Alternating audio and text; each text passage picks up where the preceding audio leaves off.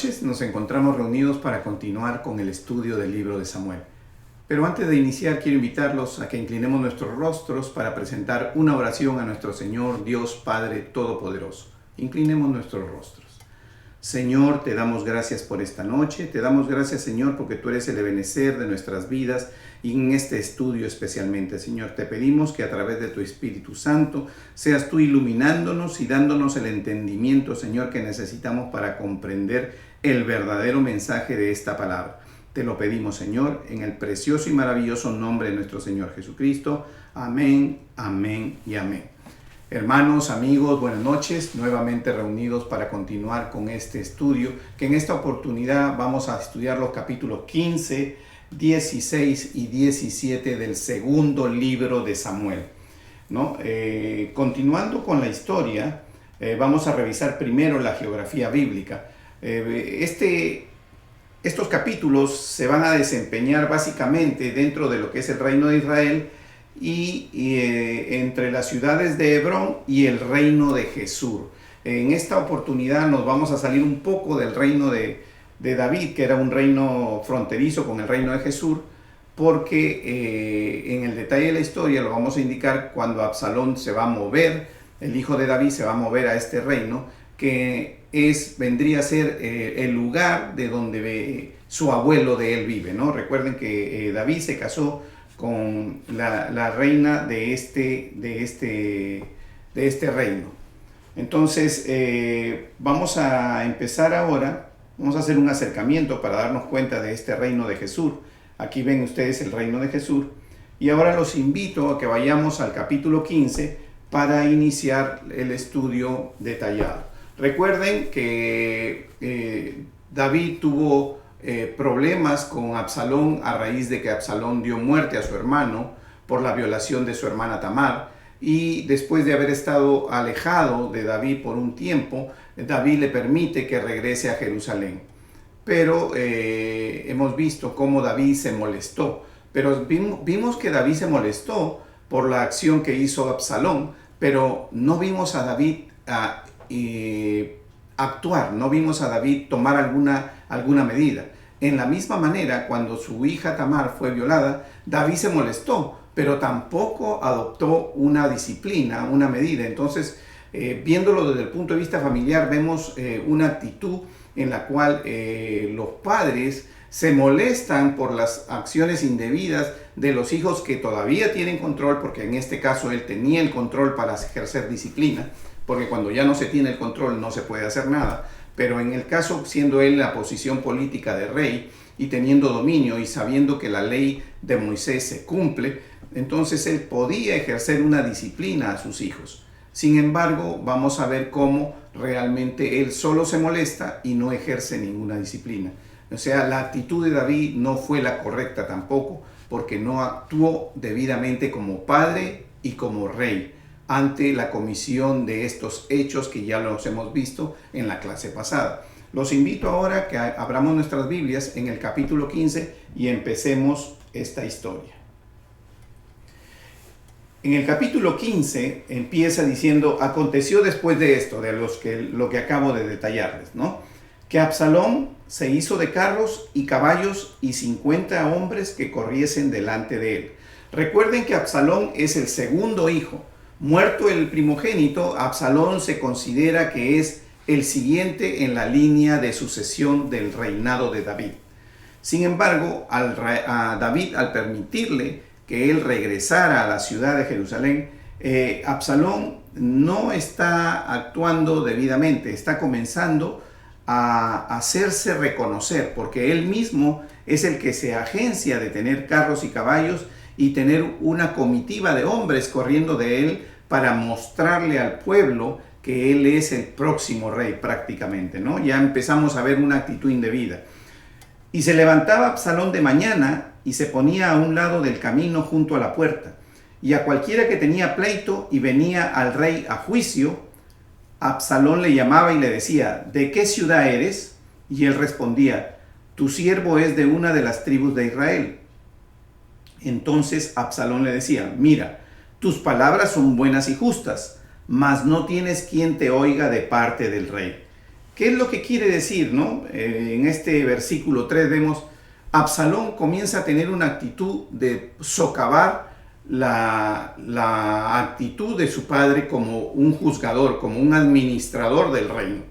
Se colocaba y se escuchaba a la gente, llamaba a la gente, obviamente un rey, un hombre muy ocupado, tenía muchas personas que querían hablar con él, entonces él, aprovechando esas circunstancias, se acerca y le dice, si yo fuera el rey, prácticamente le está diciendo, sería bueno escucharte, lo que tú dices está muy bien, me parece bueno y justo, o sea, está prejuzgando rápidamente en favor de las personas. ¿Para qué? Para ganarse adeptos. Eso es lo que comienza a ser propio de las personas que cuando quieren organizar una desestabilización, ya sea en este caso en el reinado, en la iglesia o en o en su propia casa, comienzan a querer ganarse las condiciones de la gente que van a requerir de su apoyo. Entonces, esto es lo que hizo Absalón. Comenzó a crear un ambiente de división en el reino de su padre. ¿Cómo? Haciéndole ver a la gente que los que ellos venían a hablar con el rey y no eran atendidos por alguna razón de tiempo o espacio, él podía atenderlo porque los casos que ellos traían eran justos y eran necesarios resolver. Y un hombre como él podría hacerlos. Seguimos para darnos cuenta cómo este Absalón comienza a actuar en contra de su padre. Versículo 4. Y decía Absalón, ¿quién me pusiera por juez en la tierra para que viniese a mí todos los que tienen pleito o negocio, que yo les haría justicia? O sea, como diciendo, yo sí les haría justicia que mi padre no les está haciendo. Comienza a trabajar en la actitud de las personas. Y acontecía, versículo 5, que cuando alguno se acercaba para inclinarse a él, él extendía la mano y lo tomaba y lo besaba. ¿Qué quiere decir? Quiere decir que cuando todos ya conocían, desde el momento que hemos empezado esto, que él se hacía correr con 50 hombres adelante, con caballos y con carros, como si fuera ya un rey, entonces la gente venía reconociendo que era el hijo del rey y que ya había muerto el primogénito. En la conciencia regular de la sucesión de una corona, él era el siguiente entonces la gente quería inclinarse, pero inclinarse de manera reverencial, como lo hemos leído y lo hemos visto en toda la trayectoria cuando se trata del rey David. Sin embargo, nos vamos a dar cuenta cómo él evitaba esto como diciéndole a las personas, no, yo y tú somos iguales, levántate, los abrazaba, les expresaba su cariño, y en realidad todo esto era solamente para poder ganarse la voluntad del pueblo para ir en contra de su padre, ¿no? En contra de lo que Dios había designado, porque al que habían designado en el reino era a David, y no había todavía Dios decidido cuál de sus hijos no le había comunicado a David, no se había todavía decidido cuál de los hijos iba a suceder. Él se creía con el derecho conforme a la costumbre, y eso es lo que muchas veces sucede también en nuestras iglesias, que conforme a la costumbre o conforme a la antigüedad, ¿no? En el caso de que él era el primero ya en línea porque había muerto el primero, la gente piensa que es por antigüedad de haber estado en la iglesia o por la antigüedad que tengo ejerciendo en el puesto, que me toca a mí ser el siguiente en ser levantado. Y no es así, y lo vamos a ver porque este es un caso concreto de una división dentro de un reino, dentro de una organización, donde el que está segundo en la sucesión administrativa, en la sucesión regular, está tentando llegar a ser el primero antes de tiempo, primero, y sin esperar si esa es la voluntad de Dios. Y vamos a ver más adelante, como conocen toda la historia, que el rey siguiente después del rey David fue el rey Salomón, lo que significa que en ningún momento Absalón iba a ser considerado. De todas maneras, vamos a seguir y vamos a revisar esto. Versículo 6. De esta manera hacía con todos los israelitas que venían al rey a juicio, y así robaba Absalón el corazón de los de Israel, que ese era el objetivo. Versículo 7. Al cabo de 4 años aconteció que Absalón dijo al rey, observen, 4 años fue un trabajo paciente, fue un trabajo que tomó uno tras otro año, en una actitud de querer ganar al pueblo. Y eso es lo que sucede. La cizaña, la rebelión, la división, los problemas, no son de la noche a la mañana. Es algo que se organiza y comienza a crecer, y comienzan con 1, con 2, con 3. Lo mismo vemos aquí como Dios nos muestra cómo esta desorganización, ¿no? Y no se ponen a pensar en lo que Dios es lo que está pidiendo. Y vemos aquí, dice versículo 7, al cabo de 4 años aconteció que Absalón dijo al rey: yo te ruego me permitas que vaya a Hebrón a pagar mi voto porque he prometido a Jehová. Observen cómo ustedes, aún pese a lo que está haciendo con un corazón dañado, Absalón se acerca a su padre, al rey, y le pide permiso para salir de Jerusalén e irse a Hebrón. Recuerden que la ciudad de Hebrón fue la sede del rey David.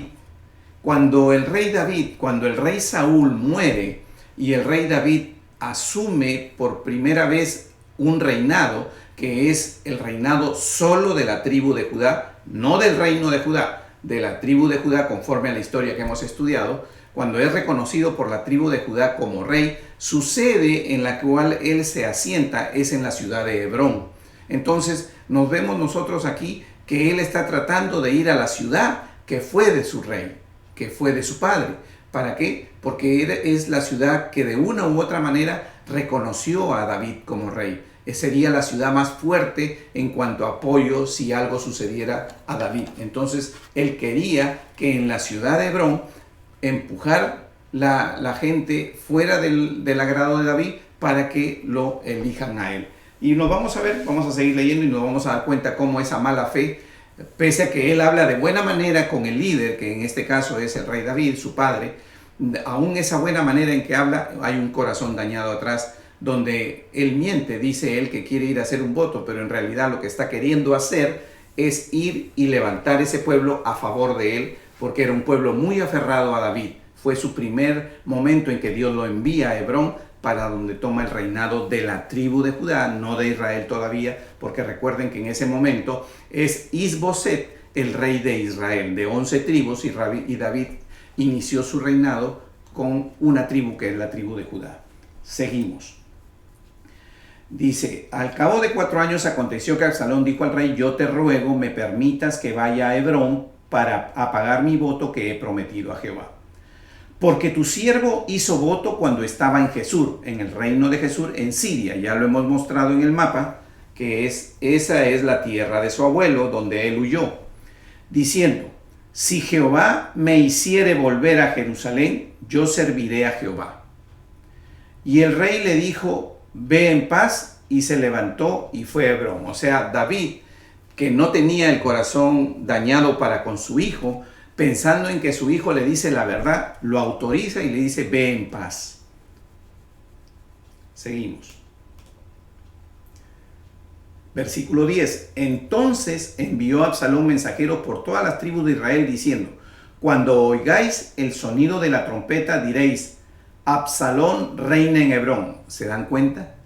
En el versículo 10, él pide permiso para ir ¿a qué? Él pide permiso para ir a hacer un voto. Sin embargo, apenas el padre lo autoriza, lo que él trata es de fijarse como rey de Hebrón, tal cual su padre inició el reinado conforme a lo que Dios le había indicado. Seguimos.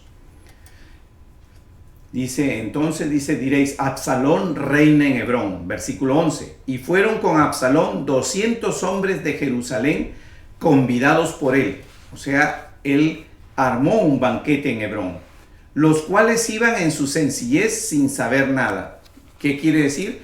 Quiere decir que estos hombres que fueron llevados para crear una multitud como si lo reconocieran a él ya como rey, en realidad iban sin saber que esto iba a suceder. Simplemente era el hijo del rey invitándolos a un acontecimiento y ellos asistieron y tenían esa atención especial por ser el hijo del rey. Por eso dice la palabra bien claro que dice: los cuales iban en su sencillez sin saber nada. Y mientras Absalón ofrecía los sacrificios, y aquí nos damos cuenta cómo Absalón comienza a manipular, esta es otra de las cosas que podemos ver en este capítulo, vamos a ver cómo Absalón comienza a manipular a la gente. Y esto es propio y característico de lo que sucede también cuando hay este tipo de división o de sublevación. Vemos aquí a Absalón cómo trata de guiar la voluntad de las personas sin su conocimiento del verdadero fin que está tratando.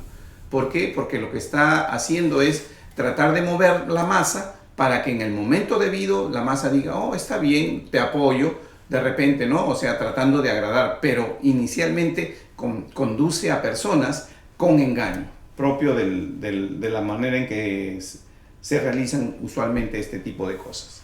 Si bien es cierto, estamos hablando del reinado de David, también es cierto que es una organización. El reinado es un país, una organización que tiene un líder y que tiene personas que lo siguen. Y es aquí como vemos, ¿no? Y Absalón ofrecía sacrificios, llamó a Ahitofel, gilonita, consejero de David, de su ciudad de Gilo. Y la conspiración se hizo poderosa y aumentaba el pueblo que seguía a Absalón. O sea, cuando llega Absalón, llama a uno de los consejeros de David. Y era un consejero muy reconocido. Ahitofel, gilonita, era un consejero muy reconocido.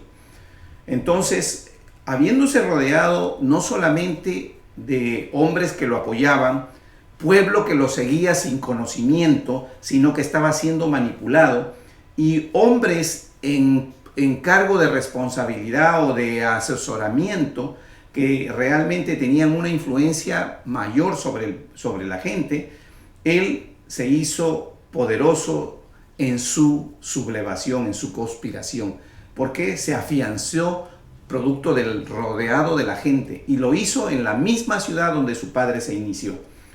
Versículo 13, y un mensajero vino a David diciendo, el corazón de todo Israel se va tras Absalón. O sea, llegó la noticia de la conspiración contra David de su propio hijo. Versículo 14, entonces David dijo a todos sus siervos que estaban con él en Jerusalén, levantaos y huyamos porque no podremos escapar delante de Absalón. Daos prisa a partir, no sea que apresurándonos él nos alcance y arroje el mal sobre nosotros y hiera la ciudad a filo de espada. Observen cómo ustedes en el versículo 14, el rey David, ¿no?, lo que está tratando es de protegerse, no él tanto, sino está tratando de proteger a su gente. Como le comunicaron que todo el pueblo estaba con él, él ya no se vio protegido, no se sintió respaldado. Entonces, él lo que hizo fue salir, dice, ¿no? Se levantó y huyó para escapar delante de Absalón. Y se fue deprisa, pero se fue para evitar que él hiera la ciudad, o sea, que venga y mate a la gente que respalde a David. Por eso David sale de la ciudad y lo siguen a él los hombres más fieles que él tenía, ¿no? Y los siervos del rey dijeron al rey, he aquí tus siervos están listos a todo lo que nuestro señor rey decida. O sea, no lo abandona. Su gente que lo apoya, o sea, el grupo de hombres que caminaba con él, el grupo de hombres que iba delante de él, o los que manejaban los carros, o sea, un pequeño ejército, no el pueblo en pleno, sino un pequeño ejército, lo sigue a él, a David, en su decisión. Y dice, el rey entonces salió con toda su familia en pos de él, y dejó el rey 10 mujeres concubinas para que guardasen la casa. O sea, deja 10 concubinas en su casa para las atenciones que habría que darle a la casa. Versículo 17, salió pues el rey con todo el pueblo que le seguía y se detuvieron en un lugar distante. Y todos sus siervos pasaban a su lado con todos los cereteos y peleteos. Y todos los geteos, 600 hombres que habían venido a pie desde Gad, iban delante del rey. O sea, un grupo mayoritario de hombres del reino que toma conocimiento, ¿no? Comienzan a darle su apoyo a David. Pero a David no se queda para pelear. David piensa en la gente y sale de Jerusalén. Y dijo el rey, en el versículo 19 dice, y dijo el rey Itai, geteo, ¿para qué vienes tú también con nosotros? Entonces vemos aquí que David le dice, y dijo el rey a Itaí Geteo, o sea, David le dice a Itaí Geteo, ¿para qué vienes tú también con nosotros? Vuélvete y quédate con el rey, porque tú eres extranjero, desterrado también de tu lugar, ¿no? Entonces le dice, no, no camines con nosotros, regrésate. Versículo 20 dice, ayer viniste y he de hacer hoy que te muevas para ir con nosotros. En cuanto a mí, yo iré a donde pueda ir. Tú vuélvete y haz volver a tus hermanos, y Jehová te muestre amor permanente y fidelidad. O sea, le dijo en otras palabras, sal de aquí, vete a tu lugar, regrésate, porque ya aquí no hay nada seguro. Y como tú has sido recibido aquí por mí, probablemente Absalón cuando llegue te va a matar, ¿no? Eso prácticamente le está diciendo, protégete por tu cuenta, no me sigas a mí porque corres más riesgo conmigo. Y ya tú estás saliendo exiliado de un país porque corriste riesgo. ¿Para qué correr un nuevo riesgo? Prácticamente le está diciendo David. Versículo 21. Y respondió Itaí al rey diciendo, vive Dios y vive mi señor el rey. O sea, lo reconoce como su rey. Que o para muerte o para vida, donde mi señor el rey estuviere, allí estará también tu siervo. O sea, le expresa una lealtad completa. Ustedes ven aquí que un hombre que había salido huyendo por la atención y el recibimiento que David le había dado cuando salió huyendo de su pueblo, se vio agradecido con él y reconoció que él era el rey y le rinde todo su apoyo. Versículo 22 dice, entonces David dijo a Itaí, ven, pues, y pasó Itaí Geteo y todos sus hombres y a toda su familia. Y todo el país lloró en alta voz. Pasó luego toda la gente el torrente de Cedrón, o sea, todos caminaron hacia el torrente de Cedrón. Asimismo pasó el rey y todo el pueblo pasó al camino que va al desierto. Y ellos comienzan a caminar hacia el desierto que los va a llevar con dirección al río. Y he aquí también iba Sadoc. Recuerden que este es el sacerdote. Y con él todos los levitas que llevaban el arca del pacto de Dios. Y asentaron el arca del pacto de Dios. Y subió Abiatar después que todo el pueblo hubo acabado de salir de la ciudad. Pero dijo el rey a Sadoc. Observen que David, recuerden que una vez cuando Saúl estaba peleando, hizo traer el arca para sentirse protegido, apoyado, para sentirse David que tenía realmente el apoyo de Dios, que caminar con el arca era tener la bendición y la presencia de Dios con él. Pero no funciona así, porque Saúl no estaba actuando correctamente. El arca no es un amuleto. O sea, Saúl trató de usar el arca como un amuleto. Y vamos a ver cómo aquí David no hace eso. Muy por el contrario, David pone su fe y su confianza no en el arca de Dios, sino en Dios, el Dios del arca. No en el arca, sino en Dios, el Dios del arca. Es ahí donde crea la diferencia. ¿Por qué? Porque él no considera el arca sagrada de Dios como un amuleto. Y lo vamos a seguir viendo ahora que estamos aquí. Dijo, versículo 25, pero dijo el rey, o sea, el rey David, al sacerdote Sadoc, vuelve el arca de Dios a la ciudad. Si yo hallare gracia ante los ojos de Jehová, él hará que vuelva y me dejará verla, y a su tabernáculo. Y se dijere, no me complazco en ti, aquí estoy, haga de mí lo que bien le pareciere. Es una actitud realmente de manifestación de fe completa. El rey David manifestó su fe de una manera abierta y completa. Dijo, yo creo en el Dios del arca. No necesito el objeto sagrado como un amuleto para que yo tenga la protección y tenga la presencia de Dios. Lo que necesito es tener fe, tener confianza, y yo voy a creer en Él. Vale decir, no necesito llevar una cruz en el pecho, una imagen, no necesito algo o caminar con una Biblia bajo el brazo para que la presencia de Dios esté conmigo. La presencia de Dios está conmigo porque está en mi corazón, está en mi mente y mi amor está sobre todas las cosas para Él. Mi adoración está sobre todas las cosas para Él. Mi honra está sobre todas las cosas para Él. Mi temor de Él, o sea, el cumplimiento de sus mandatos, están sobre todas las cosas para Él. ¿Somos pecadores? Sí somos pecadores. ¿Nos arrepentimos? Nos arrepentimos y pedimos perdón. Pero nuestro corazón está siempre disponible para amar, respetar, honrar y seguir los mandatos de Dios. Y es así lo que le está diciendo el rey David a estos sacerdotes, diciéndole: no necesito un amuleto, es un arca sagrada que debe estar en el lugar donde Dios dispuso que esté, en el tabernáculo.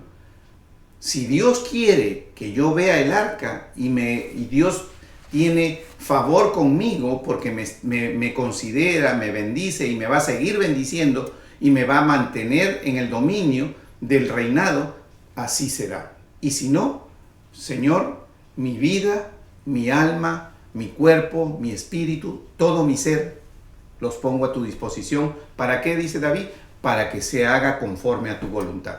Y esa es una de las maneras en las que nosotros debemos orar. ¿Para qué? Para que el Señor actúe en nosotros, entregándole todo, cuerpo, alma y espíritu. Porque dice que debemos adorarlo con toda nuestra mente, con todas nuestras fuerzas, con todo nuestro corazón. Debemos adorarlo con todo, con todos nosotros. Seguimos.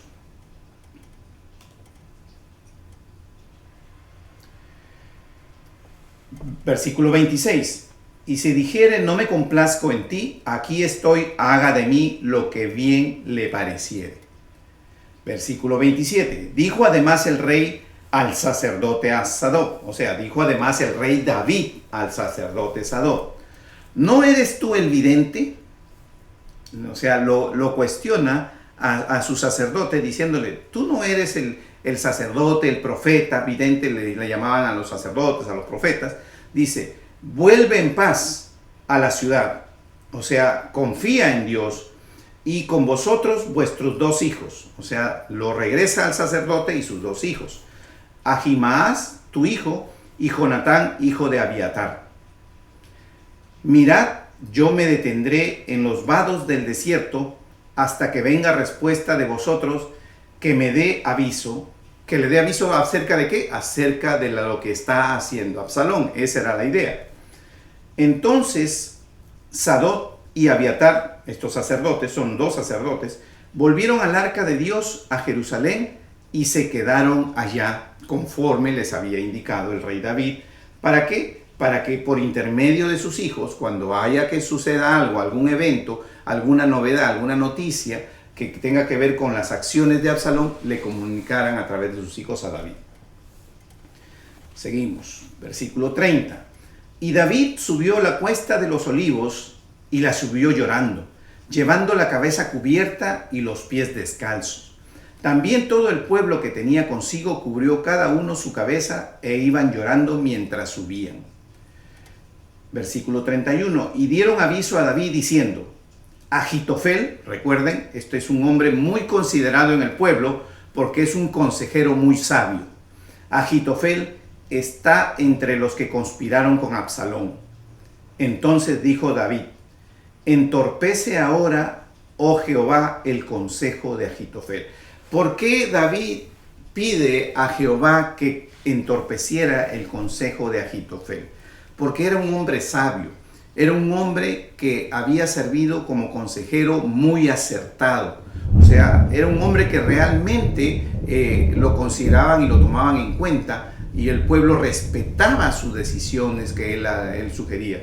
Por eso él ora a David y pide que entorpezca, o sea, que confunda, que lo haga, que dé un mal consejo a este consejero, ¿no? Que había recibido esa gracia, ¿no? A través de Dios, porque la gracia de ser consejero también se recibe de Dios, la recibió de Dios, ¿no? Cuando David llegó a la cumbre del monte para adorar allí a Dios, he aquí Husai, arquita, que le salió al encuentro, rasgados sus vestidos y tierra sobre su cabeza. Y le dijo: David, si pasares conmigo, me serás carga. Y le dijo David: si pasares conmigo, me serás carga, le dijo a este hombre. Mas si volvieras a la ciudad y dijeras a Absalón: Rey, yo seré tu siervo, como hasta aquí he sido siervo de tu padre, así seré ahora siervo tuyo, entonces tú harás nulo el consejo de Ahitofel.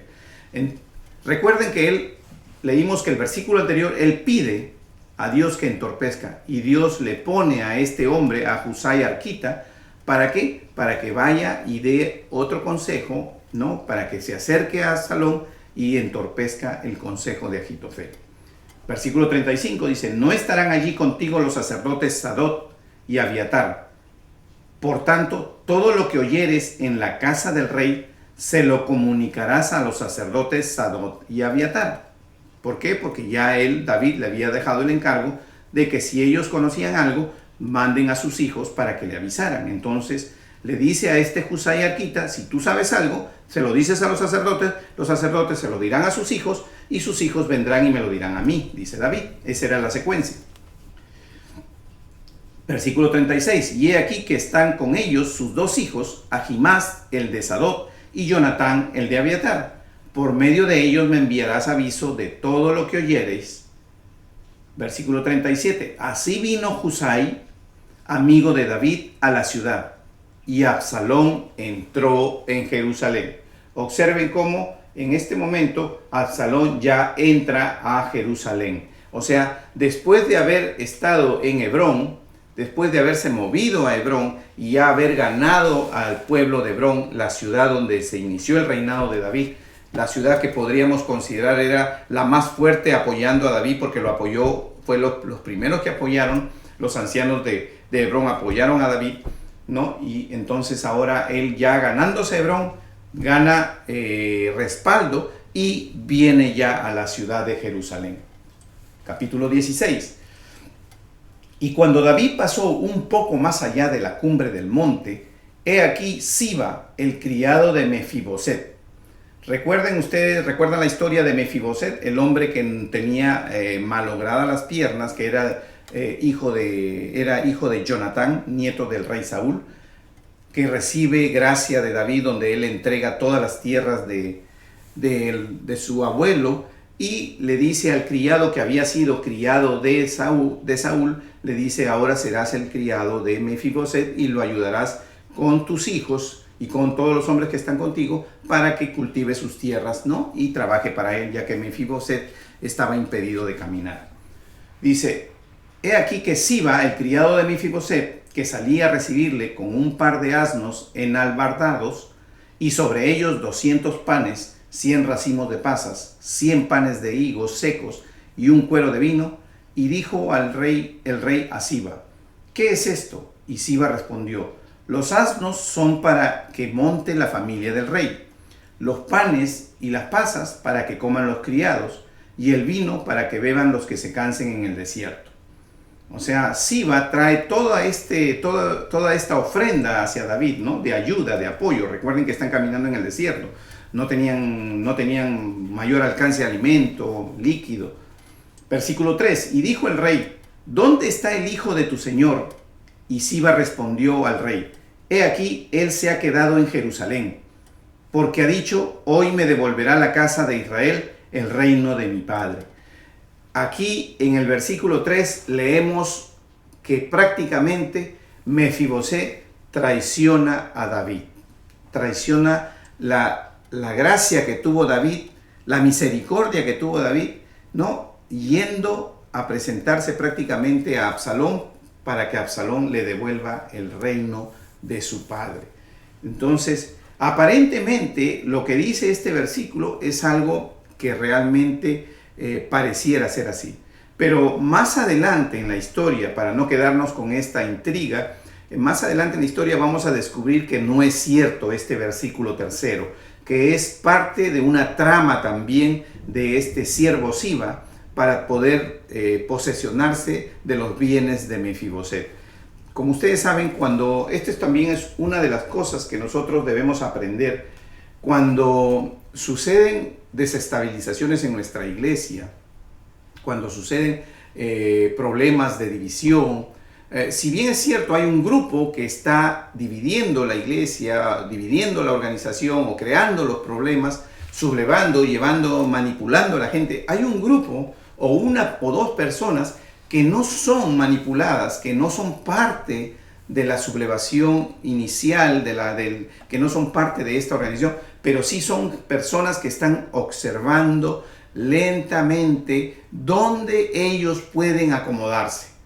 ¿Cuál es el beneficio, sin ser parte de la sublevación, cuál es el beneficio que yo puedo obtener? Me valgo de la falta de conocimiento, tal vez un poco de inestabilidad del rey David en vista de que se encontraba en el desierto, o me valgo de la necesidad, como es el caso, la necesidad de alimento del rey David, me valgo de la necesidad del hombre que está en el liderazgo. ¿Para qué? Para conseguir en ese momento de crisis un puesto, ¿no? O una consideración especial y ganar algo en provecho mío. Aquí lo vemos, un tercer tipo o manera que en una organización suele suceder, el que subleva, los que lo siguen, los que son engañados y sin saber que están apoyando una sublevación, siguen a esta persona, y los oportunistas, aquellos que no se unen a él, pero tampoco en realidad son leales al 100%. Lo que están tratando es de obtener un beneficio del rey que está o del líder que está en desestabilización, problemas o con preocupaciones propias que le hace perder, ¿no?, la atención y la visión, ¿no?, de poder llevar una administración clara, limpia. Seguimos. Dice versículo 4, entonces el rey dijo a Siba: he aquí sea tuyo todo lo que tiene Mefiboset. Imagínense, le entrega, le cree, en primera entrada le cree por propio de su condición, y está recibiendo toda la ayuda que él quiere porque necesitaba el alimento, necesitaba los asnos para moverse. Y respondió Siba inclinándose: Rey, señor mío, hallé gracia delante de ti.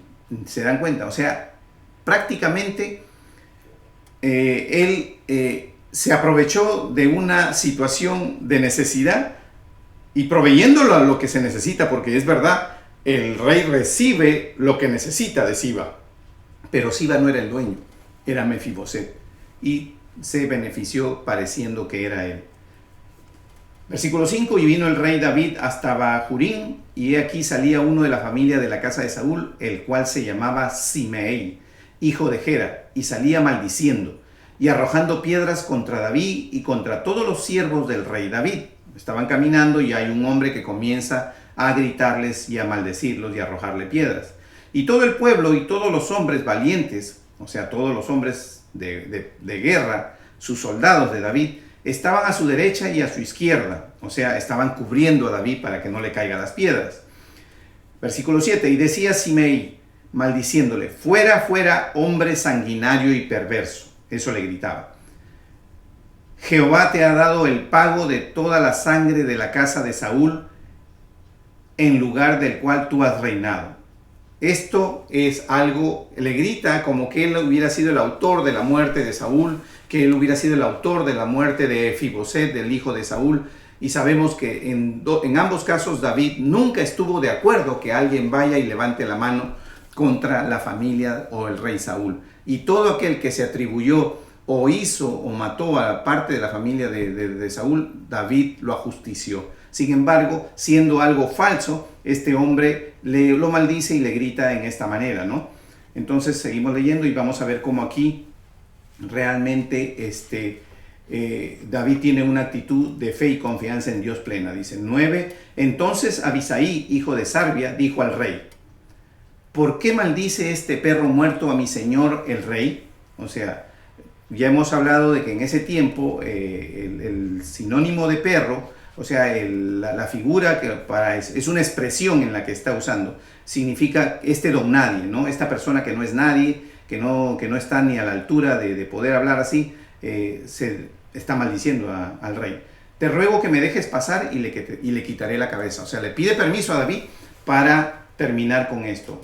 Pero David, ¿no? Vemos acá En el versículo 10 dice, y el rey respondió, ¿qué tengo yo con vosotros, hijos de Sarvia? Si él así maldice, es porque Jehová le ha dicho que maldiga a David.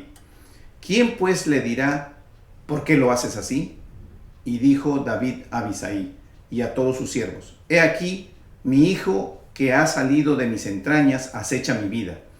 ¿Cuánto más ahora un hijo de Benjamín? O sea, ¿por qué? Porque este hombre era de la tribu de Benjamín, que era la procedencia del rey Saúl.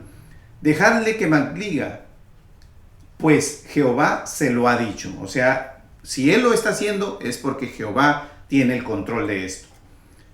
Quizás mirará Jehová mi aflicción y me dará Jehová bien por sus maldiciones de hoy. En otras palabras, si Jehová mira mi corazón y ve que realmente estoy acongojado, entregado, quebrantado, lo que él está haciendo se va a convertir en bendición. Y sabemos que así es.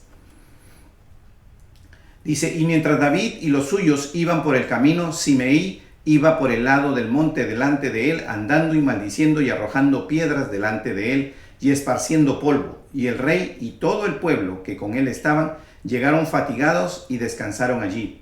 Y Absalón y toda la gente suya, los hombres de Israel, entraron en Jerusalén y con él Ahitofel. Recuerden, el consejero muy sabio, muy oportuno y muy seguido de ese entonces. Aconteció luego que cuando Husai arquita, amigo de David, vino al encuentro de Absalón, dijo Husai, viva el rey, o sea, le dijo a Absalón, viva el rey, lo aduló, lo reconoció como rey. Y Absalón dijo a Husai, ¿es este tu agradecimiento para con tu amigo? ¿Por qué no fuiste con tu amigo? O sea, si tu amigo es el rey David, ¿por qué estás tú conmigo? Le está diciendo, ¿por qué no te has ido con él? Y Husai respondió a Absalón, no, sino que de aquel que eligiere Jehová y este pueblo, a todos los varones de Israel, de aquel seré yo, y con él me quedaré. En otras palabras dice, si Dios, al que Dios elija, con ese me quedaré. No sigo a los hombres, le está diciendo sigo a Dios. Y en realidad, cuando él le dice no sigo a los hombres, sino sigo a Dios, porque dice el que elija a Jehová, estamos hablando de lo que realmente debe ser, porque Absalón está pensando de que lo va a seguir a él, pero él está totalmente convencido que el elegido es David, por eso se presentó a David. Prácticamente aquí está poniendo en práctica todo lo que David le pidió que hiciera. ¿Para qué? Para desviar el consejo de Ahitofel. 19. ¿A quién había yo de servir? ¿No es a su hijo? ¿Cómo he servido delante de tu padre?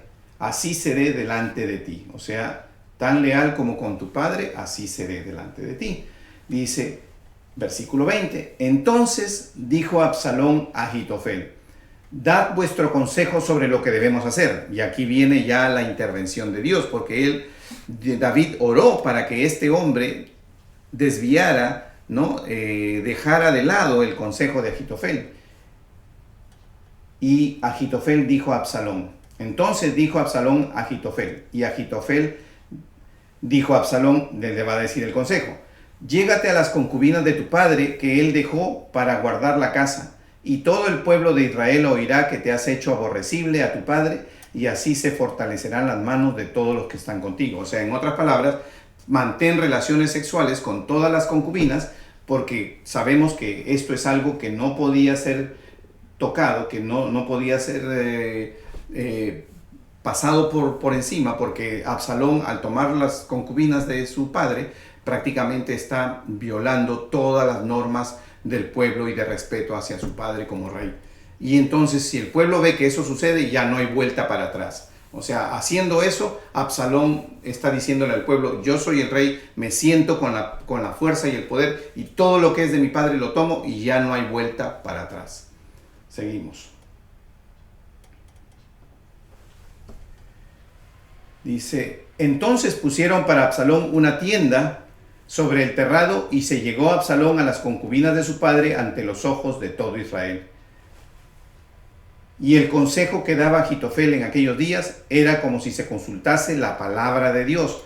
Así era todo consejo de Ahitofel, tanto con David como con Absalón. O sea, porque la gracia de Dios que había recibido Ahitofel de ser un hombre sabio, la sabiduría que derramó Dios, ¿no? Era un don prácticamente, por decirlo así, ¿no? Que él tenía. Era, como dice el versículo 23, era como si se consultase la palabra de Dios. Por eso David oró a Dios para que no entorpeciera el consejo de Ahitofel y pudiera él cometer errores. Y ya vamos a ver cómo acá inclusive este ya es un consejo que lo comienza ya a decaer, a hacer caer a Absalón en lo que vendría a ser una manera equivocada de actuar para los efectos de querer tomar el reino.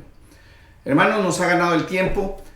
Para el próximo martes les voy a continuar con el capítulo 17, pero es una historia interesante. En el capítulo siguiente nosotros vamos a ver el desenlace de esta historia y los invito a que me acompañen el próximo martes a las 8:30 de la noche. Dios los bendiga. Así como David cantaba, así como